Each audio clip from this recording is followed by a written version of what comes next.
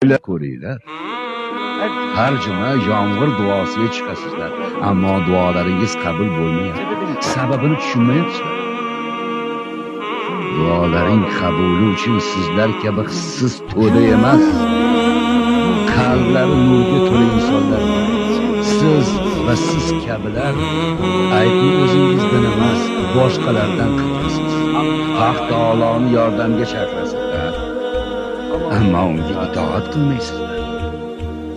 Janobi Haqning ne'matlaridan foydalanasiz, ammo unga shukrlar aytmaysiz.